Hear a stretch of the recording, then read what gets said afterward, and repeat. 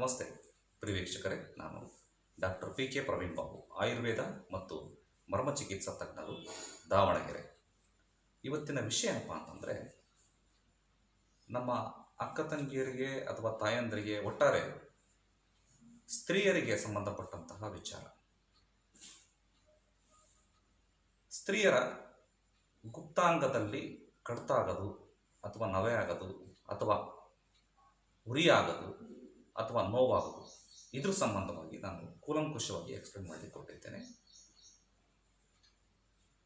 According to modern science first ನಾನು explain ಮಾಡಿಬಿಡ್ತೇನೆ. Modern science ಪ್ರಕಾರ ಇದು ಕ್ಯಾಂಡಿಡಾ ಅಂತ ಹೇಳಿ ಒಂದು ಬ್ಯಾಕ್ಟೀರಿಯಾ ಅಥವಾ ವೈರಸ್ಸೋ ಅಥವಾ ಏನೋ ಫಂಗಸ್ಸೋ ಇನ್ಫೆಕ್ಷನಿಂದ ಆಗ್ತದೆ ಅಂತ ಹೇಳ್ತಾರೆ. ಅದು ಸತ್ಯ ಕೂಡ. ಇದೆಲ್ಲ ವೈರಸ್ಸು, ಬ್ಯಾಕ್ಟೀರಿಯಾ, ಫಂಗಸ್ಸು ಅನ್ನೋ ವರ್ಡ್ಗಳನ್ನು ಇತ್ತೀಚಿನ ಮಾಡರ್ನ್ ಸೈನ್ಸಲ್ಲಿ ಉಪಯೋಗ ಮಾಡ್ತಾರೆ. ನಮ್ಮ ಆಯುರ್ವೇದ ಪದ್ಧತಿಯಲ್ಲಿ ಕ್ರಿಮಿ ಅಂತ ಹೇಳ್ತಾರೆ. ಆವತ್ತಿನ ಕಾಲದಲ್ಲಿ ಈ ಥರದ ಅಣುಗಳಿಗೆ, ಅಂದರೆ ಸೆಲ್ಯುಲಾರ್ ಆರ್ಗ್ಯಾನಿಸಮ್ಸ್ಗೆ ನಾವು ಈ ಥರ ಎಲ್ಲ ಹೆಸರಿಟ್ಟಿರಲಿಲ್ಲ. ಸೆಲ್ಯುಲಾರ್ ಆರ್ಗ್ಯಾನಿಸಮ್ಸ್ಗೆಲ್ಲದಕ್ಕೂ ಕ್ರಿಮಿ, ಅದು ಬ್ಯಾಕ್ಟೀರಿಯಾ ಆಗಿರ್ಬೋದು, ಫಂಗಸ್ ಆಗಿರ್ಬೋದು, ಅಥವಾ ಇನ್ನೇನೋ ಆಗಿರ್ಬೋದು. ಸೊ ಈ ಕಾರಣಕ್ಕೆ, ಈ ಸಮಸ್ಯೆಗೆ ಮೊದಲು ಕಾರಣವನ್ನು ತಿಳ್ಕೊಳ್ಳೋಣ. ನಿಮಗೆಲ್ಲರಿಗೂ ಸಾಮಾನ್ಯವಾಗಿ ಗೊತ್ತೇ ಇರ್ತದೆ, ಇದಕ್ಕೆ ಮುಖ್ಯವಾದಂಥ ಕಾರಣ ಅನ್ಹೈಜಿನಿಕ್ ಕಂಡೀಷನ್, ಸ್ವಚ್ಛತೆಯ ಕೊರತೆ. ಅಥವಾ ಹಿಂಗೂ ಹೇಳ್ಬೋದು, ನಮ್ಮ ಯೋಗಶಾಸ್ತ್ರದ ಪ್ರಕಾರ ಹೇಳೋದಾದರೆ ಸ್ವಾದಿಷ್ಠಾನ ಚಕ್ರದಲ್ಲಿ ಆಗಿರುವಂತಹ ವ್ಯತ್ಯಯ. ಷಡ್ ಚಕ್ರಗಳು ಇದೆ, ಗೊತ್ತಿದ್ದೀರಾ ನಿಮಗೆ? ಮೂಲಾಧಾರ, ಸ್ವಾದಿಷ್ಠಾನ, ಮಣಿಪುರ, ಹೃದಯ, ವಿಶುದ್ಧ, ಆಜ್ಞಾಚಕ್ರ ಮತ್ತು ಸಹಸ್ರಾರ ಚಕ್ರ ಅಂತಂದು ಷಟ್ ಚಕ್ರಗಳು ಯೋಗಶಾಸ್ತ್ರದಲ್ಲಿ ಎಕ್ಸ್ಪ್ಲೇನ್ ಮಾಡಲಾಗಿದೆ. ಈ ಚಕ್ರಗಳಲ್ಲಿ ಈ ಒಂದು ಭಾಗ, ಗುಪ್ತಾಂಗಗಳು ಬರುವಂತಹ ಭಾಗವನ್ನು ಕಂಟ್ರೋಲ್ ಮಾಡುವುದು ಯಾವ ಚಕ್ರ ಅಂತಂದರೆ ಸ್ವಾದಿಷ್ಠಾನ ಚಕ್ರ.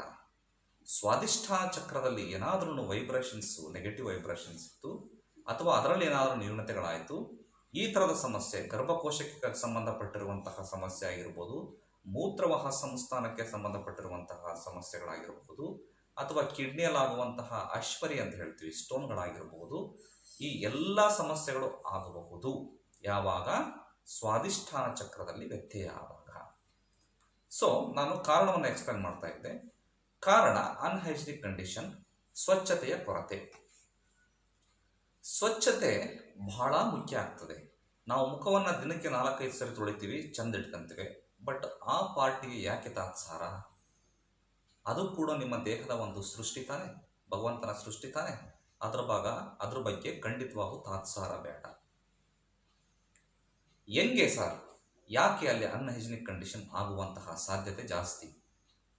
ಯಾವಾಗಲೂ ತೇವಾಂಶ ಇರುವಂತಹ ಜಾಗದಲ್ಲಿ, ಯಾವಾಗಲೂ ಉಷ್ಣಾಂಶ ಇರುವಂತಹ ಜಾಗದಲ್ಲಿ ಬ್ಯಾಕ್ಟೀರಿಯಾಗಳು ಮತ್ತು ವೈರಸ್ಗಳು ಬೆಳವಣಿಗೆ ಆಗುವುದಕ್ಕೆ ಅದು ಸೂಟಬಲ್ ಜಾಗ, ಅದಕ್ಕೆ ಫೇವರಬಲ್ ಪ್ಲೇಸ್, ಅದಕ್ಕೆ ಫೇವರೇಟ್ ಆಗಿರುವಂತಹ ಕಂಡೀಷನ್ ಇದು. ಎಲ್ಲೇ ಆಗಲಿ, ಮಳೆಗಾಲದಲ್ಲಿ ನೋಡಿ ನೀವು, ಯಾವಾಗ ವಾತಾವರಣದಲ್ಲಿ ತೇವಾಂಶ ಇರ್ತದೆ, ಯಾವಾಗ ವಾತಾವರಣದಲ್ಲಿ ಘಮ್ಮ ಅಂತ ಹೇಳ್ತಾರೆ, ಒಂಥರ ಶೆಕೆ ವಾತಾವರಣ ಇರ್ತದೆ, ಅಂಥ ವಾತಾವರಣ ಇದ್ದಾಗ ಮಳೆಗಾಲದಲ್ಲಿ ನೀವು ಬಟ್ಟೆಗಳನ್ನು ನೀವು ಮನೆ ಒಳಗಡೆ ಒಣಗಾಕಿರ್ತೀರಿ, ತೇವಾಂಶ ವಾತಾವರಣದಲ್ಲಿರ್ತದೆ, ಬೇಗ ಒಣಗಲ್ಲ, ಅದ್ರ ಮೇಲೆ ಫಂಗಸ್ ಡೆವಲಪ್ ಆಗ್ತದೆ, ನೋಡಿದ್ದೀರಾ?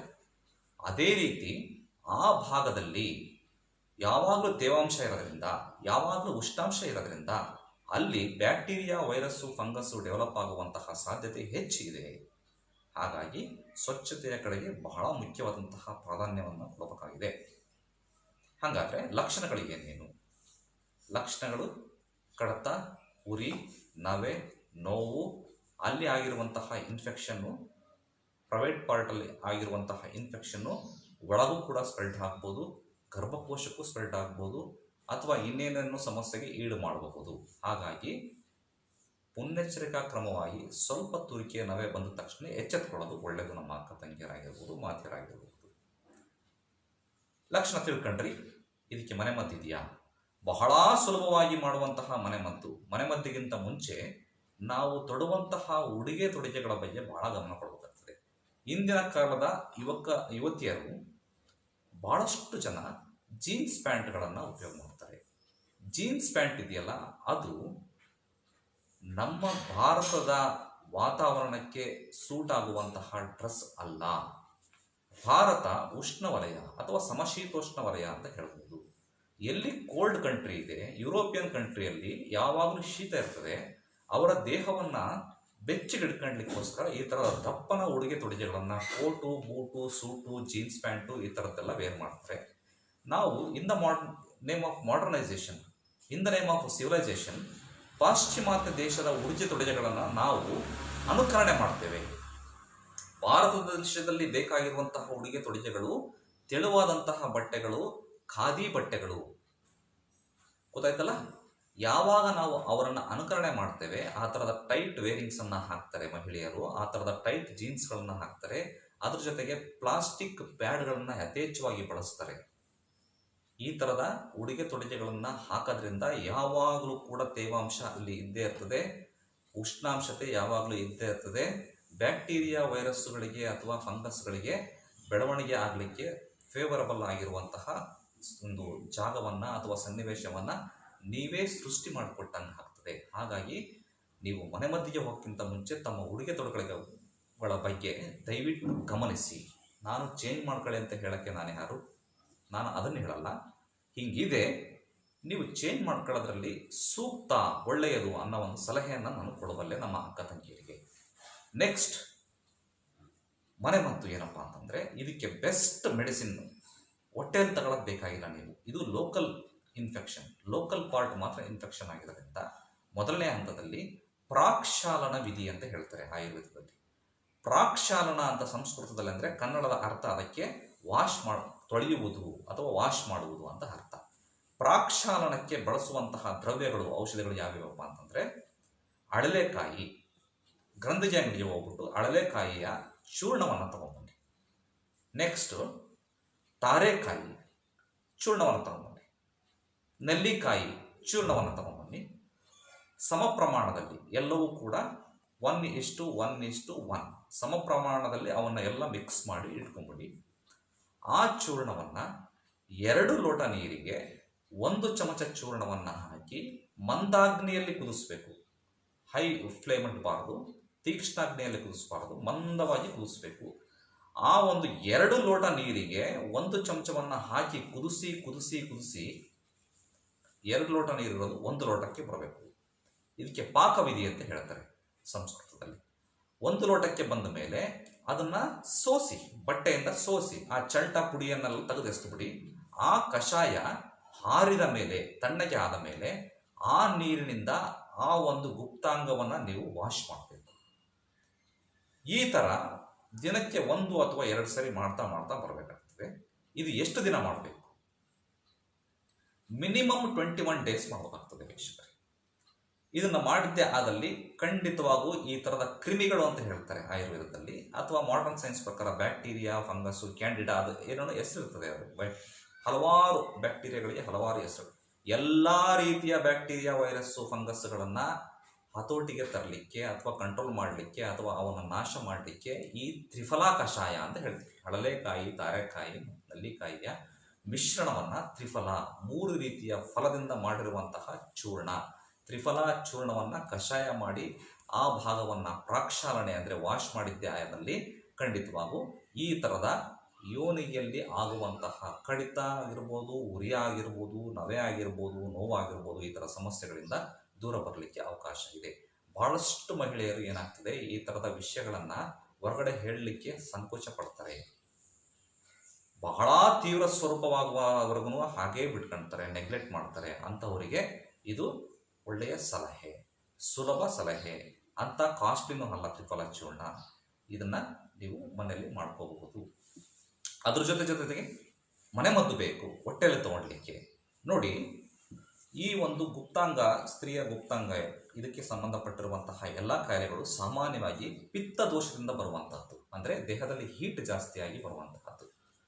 ನೋಡಿ, ಸಾಮಾನ್ಯವಾಗಿ ಯೂಟ್ಯೂಬ್ಗಳಲ್ಲಿ ಹೇಳ್ಬಿಡ್ತಾರೆ ಡೈರೆಕ್ಟಾಗಿ, ನಲ್ಲಿಕಾಯಿ ತಿನ್ನಿರಿ, ಅಥವಾ ಪಪ್ಪಾಯ ಹಣ್ಣು ತಿನ್ನಿರಿ, ಅಥವಾ ಸೇಬೆ ಹಣ್ಣು ತಿಂದ್ಬಿಡ್ರಿ, ಅದನ್ನು ತಿಂದ್ಬಿಟ್ರೆ ಹಿಂಗೆ ವಾಸಿ ಆಗಿಬಿಡ್ತದೆ. ಅದು ಆಯುರ್ವೇದ ಅಲ್ಲ. ಹಂಗೆ ಹೇಳಿದ ಮಾತ್ರಕ್ಕೆ ನೀವು ಫಾಲೋ ಮಾಡಬಾರದು. ಅದು ಯಾಕೆ ಮಾಡಬೇಕು, ಅದನ್ನು ತಿಂದಾಗ ದೇಹದಲ್ಲಿ ಯಾವ ರೀತಿ ಚೇಂಜಸ್ ಆಗ್ತದೆ, ದೇಹದ ಮೇಲೆ ಯಾವ ರೀತಿ ಪರಿಣಾಮವನ್ನು ಬೀರ್ತದೆ, ಅದರಲ್ಲಿ ಯಾವ ದೋಷಗಳ ಪ್ರಾಧಾನ್ಯತೆ ಇದೆ, ಯಾವ ಧಾತುಗಳ ಮೇಲೆ ಅದು ಪೋಷಣೆ ಕೊಡ್ತದೆ, ಯಾವ ರೀತಿಯ ಮಲ ಇರ್ತದೆ, ಇದನ್ನೆಲ್ಲದನ್ನೂ ಕೂಡ ಅದರ ಗುಣಧರ್ಮಗಳೇನು, ಆಮೇಲೆ ಅದು ಯಾವ ರೀತಿಯ ವೀರ್ಯವನ್ನ ಕೊಡ್ತದೆ, ಯಾವ ರೀತಿಯ ಲಕ್ಷಣಗಳಿರ್ತದೆ ಅನ್ನೋದನ್ನ ಸ್ಪಷ್ಟವಾಗಿ ಎಕ್ಸ್ಪ್ಲನೇಷನ್ ಕೊಟ್ಟಾಗ ನಿಮ್ಮ ಮನಸ್ಸಿಗೆ ಮುಟ್ಟಿದಾಗ ಅದು ಸರಿ ಅನ್ನಿಸಿದಾಗ ಮಾತ್ರ ಉಪಯೋಗ ಮಾಡಬೇಕು ವೀಕ್ಷಕರೇ. ಸುಮ್ಮನೆ ಹಾಗೆ ಹೇಳ್ಬಿಟ್ರೆ ಖಂಡಿತ ನಾನು ಹೇಳಿದ್ರು ಒಪ್ಪಬಾರದು, ಬೇರೆಯವರ ವಿಷಯ ಬೇಡ, ನಾನು ಹೇಳಿದ್ರು ಒಪ್ಪಬಾರದು. ನೋಡಿ, ನಾನು ಕಂಪ್ಲೀಟ್ ಆಗಿ ದೋಷ ಧಾತು ಮಲ ಸಿದ್ಧಾಂತದ ಆಧಾರದ ಮೇಲೆ ರಸಗಳ ಅನುಗುಣವಾಗಿ ಅದು ಯಾವ ರುಚಿ ಇದೆ, ಮಧುರ, ಆಮ್ಲ, ಲವಣ, ಕಟು, ತಿಕ್ತ, ಕಷಾಯ ಯಾವ ರುಚಿ ಇದೆ, ಅದು ಹಣ್ಣು ಹೇಳಿದ್ರು ಕೂಡ ಯಾವ ಹಣ್ಣು ಯಾವ ರುಚಿ ಯಾವ ದೋಷ ಧಾತುಗಳ ಮಲಗಳ ಮೇಲೆ ಕೆಲಸ ಮಾಡ್ತದೆ ಅನ್ನೋದನ್ನ ಎಕ್ಸ್ಪ್ಲೇನ್ ಮಾಡಿ ಹೇಳ್ತೇನೆ. ಆವಾಗ ಮಾತ್ರ ಅದು ಕೋರಿಲೇಟ್ ಆಗ್ತದೆ ಆ ಕಾಯಿಲೆಗೆ. ಸೊ ವಿಷಯಕ್ಕೆ ಬರೋಣ. ಇಲ್ಲಿ ಪಿತ್ತ ದೋಷದ ವೃದ್ಧಿಯಿಂದ ಆ ಒಂದು ಯೋನಿಯಲ್ಲಿ ಕಾಯಿಲೆಗಳು ಬರುವಂತಹ ಸಾಧ್ಯತೆ ಹೆಚ್ಚಿರೋದ್ರಿಂದ ಪಿತ್ತ ಹರವನ್ನು ಮಾಡುವಂತಹ, ಅಂದರೆ ದೇಹದಲ್ಲಿರುವಂತಹ ಉಷ್ಣಾಂಶತೆಯನ್ನು ಕಡಿಮೆ ಮಾಡುವಂತಹ ಆಹಾರ ವಿಹಾರಗಳನ್ನು ರೂಢಿಸ್ಕೋಬೇಕು. ಯಾವ್ಯಾವು? ದಿನನಿತ್ಯ ಎಳೆನೀರನ್ನು ಕುಡಿರಿ.